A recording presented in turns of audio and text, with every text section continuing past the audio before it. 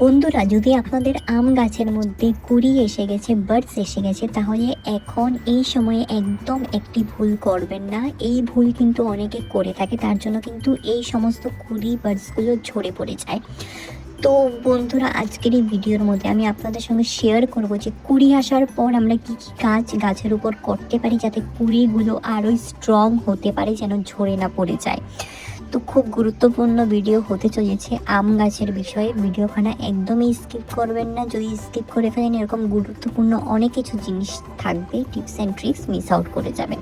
আর যারা নতুন এসেছেন আমার চ্যানেলের মধ্যে, অবশ্যই বন্ধুরা আমার চ্যানেলটিকে সাবস্ক্রাইব করে আমার পাশে থাকবেন, কারণ এটা আমার নতুন চ্যানেল। আপনারা যদি অল্পটুকু আমাকে সাপোর্ট করেন, আমি এগিয়ে যাওয়ার সাহসটুকু পাবো। চলুন বন্ধুরা, এইবার সময় নষ্ট না করে ভিডিওখানা তাহলে শুরু করা যাক। Welcome to Mickey Minnie's Garden! নমস্কার বন্ধুরা, কেমন আছেন সবাই? মিকি মিনিস গার্ডেন্সের মধ্যে আপনাদের সকলকে স্বাগত জানাচ্ছি। বন্ধুরা, আজকে একটা নতুন গাছের পরিচর্যা নিয়ে এসে পড়েছি আম গাছের বিষয়ে। আম গাছে কুড়ি তো এসে গেছে, এবার আমি আম পেয়ে যাব, এরকম ধারণা কিন্তু অনেকের থাকে, বাট একদমই এরকম ধারণা রাখবেন না, কারণ ম্যাক্সিমাম কুড়ি ঝরে পড়ে যায়। মিনিমাম 2 থেকে 3টা আম হয়তো হয়ে যায় গাছের মধ্যে, বড় গাছ যদি থাকে। ছোট গাছে তো সমস্ত কুড়িগুলোই ঝরে পড়ে যায়। তো কুড়ি আসার পর কিন্তু গাছের উপর কিছু গুরুত্বপূর্ণ কাজ করতে হবে। এটা কিন্তু খুবই গুরুত্বপূর্ণ, যাতে কুড়িগুলো স্ট্রং হতে পারে। আজকে সেই টোটকা আমি আপনাদের সঙ্গে শেয়ার করব। তো বন্ধুরা, বার্ডস ঝরে পড়ার কারণ অনেকগুলো রিজন।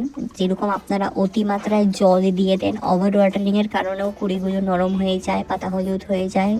গাছের মধ্যে পোকামাকড় ফাঙ্গাসের আক্রমণের কারণেও কুড়ি ঝরে পড়ে যায়, এবং পিঁপড়ের কারণেও কিন্তু কুড়ি ঝরে পড়ে যায়। তো এখানে দেখতেই পাচ্ছেন আমার গাছের মধ্যে আমি কিন্তু কিছুদিন আগে এবং প্রায় 4-5 মাস আগে আমি প্রুনিং করেছিলাম। তো প্রুনিং করার পর কিন্তু এখানে ছোট ছোট পাতা এখন কিন্তু হচ্ছে, কারণ শীত যাওয়ার পরেই কিন্তু আম গাছের গ্রোথ হয়, কুড়ি আসে, পাতা হয়। আর এই সমস্ত নষ্ট পাতা যদি গাছের মধ্যে থাকে, তাহলে অবশ্যই পাতাগুলোকে তুলে তুলে ফেলে দেবেন, গাছের মধ্যে একদমই রাখবেন না, যাতে নতুন নতুন নতুন নতুন যে সমস্ত পাতা বেরোচ্ছে এগুলোকে যেন সুস্থ হয়ে বাড়তে পারে।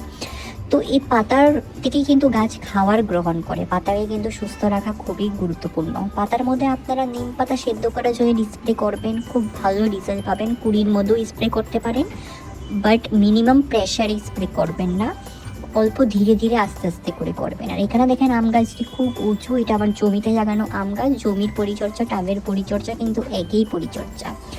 তো বন্ধুরা, এখানে কিছু টিপস অ্যান্ড ট্রিক্স আমি আপনাদের সঙ্গে শেয়ার করছি। বার্ডস আসার পর প্রথম কাজ হলো, বেশি জল একদম দেয়া যাবে না।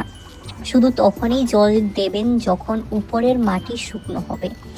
তারপর দ্বিতীয় হলো খাবার, যে কোন খাবারটি এই সময়ে একদম পারফেক্ট হবে গাছের জন্য। এটি হলো কলার খোসা, শুকনো কলার খোসা। আপনারা 1 লিটার জলের মধ্যে 2-3 দিনের জন্য ভিজিয়ে তারপর ডাইলিউট করে গাছের মধ্যে দিতে পারবেন। এটার মাধ্যমে কিন্তু খুব সুন্দর রেজাল্ট পাবেন, গাছের কুড়িও শক্ত হবে, মজবুত হবে। তো এখানে একটা মার্কেট ফার্টিলাইজারও আছে, সেটিও শেয়ার করে দিচ্ছি। আপনারা ভার্মি কম্পোস্টের সঙ্গে পটাশও মিক্স করে দিতে পারেন, এতেও কিন্তু কুড়ি স্ট্রং হয়, বাট আমি সেটি সাজেস্ট করবো না। আমি বলবো যে আপনারা এই টোটকা ফলো করবেন, তো আপনাদের একটা কুড়িও নষ্ট হবে না। আর সেই কুড়ি থেকে কিন্তু অবশ্যই আম হবেই হবে, যতটা কুড়ি হবে ততটাই আম হবে। আর এই সময় কিন্তু একদম কেমিক্যাল খাবার দেবেন না গাছের মধ্যে, আর কেমিক্যাল কোনো স্প্রে গাছের মধ্যে করবেন না, নাহলে কিন্তু কুড়ি ঝরে পড়ে যাবে। তো যারা নতুন এসেছেন আমার চ্যানেলের মধ্যে, অবশ্যই আমার চ্যানেলটিকে সাবস্ক্রাইব করে আমার পাশে থাকবেন বন্ধুরা। এটা আমার নতুন চ্যানেল, আমাকে এগিয়ে যাওয়ার জন্য সাহস দেবেন। তো বন্ধুরা, যদি ভিডিওখানে ভালো লেগে থাকে তাহলে অবশ্যই লাইক, শেয়ার, কমেন্ট করে পাশে থাকবেন। পরবর্তী একটা নতুন ভিডিও নিয়ে, আবার নতুন এরকম টিপস অ্যান্ড ট্রিক্স নিয়ে খুব শিগগিরই আসছি। ধন্যবাদ।